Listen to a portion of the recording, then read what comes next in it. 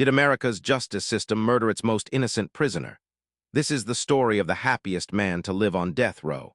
In 1936, 15-year-old Dorothy Drain was essayed and murdered at her home in Pueblo, Colorado. A man had entered the Drains' home and assaulted Dorothy and her sister with an axe. A massive manhunt was launched, and the police were under pressure to catch the killer. As they searched the railway lines, they came across 21-year-old Joe Aridi, who confessed to the murder when they brought him in for questioning. He also fit the profile that was any Mexican-looking man, a description given by two women who were also attacked. Joe wasn't even Mexican, and his dark complexation was down to both his parents being Syrian. He also had an IQ of 46 and couldn't tell the difference between a rock and an egg. His parents were first cousins, so Joe and his siblings suffered from problems related to inbreeding.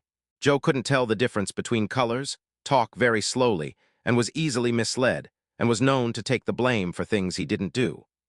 During Joe's arrest, the police learned another man named Frank Aguilar had been arrested for the murder of Dorothy Drain. Frank was Mexican, worked for the murdered girl's father, and was fired before the murders. They also found an axe head at Frank's home.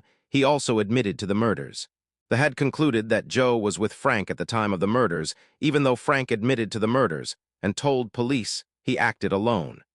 Even Dorothy Drain's sister, who survived the attack, pointed to Frank and said he was the only attacker. Joe's story would change depending on who was questioning him, and it should have been clear Joe wasn't a suspect. Even though 3 psychiatrists testified that Joe was mentally handicapped, he was still convicted and sentenced to death. While on death row, Joe spent his time playing with a toy train given to him by prison warden Roy Best. He was treated well and with respect by prisoners and prison staff. Prison warden Roy Best would bring him gifts and said he cared for him like a son. With the mental capacity of a small child, Joe didn't understand he was going to die. When asked about his upcoming execution, Joe didn't understand what a gas chamber was and just said, "No, Joe won't die." Joe ordered ice cream for his final meal, and before they took him to the gas chamber, he asked prison staff if they could put the ice cream in the freezer so he could finish it later.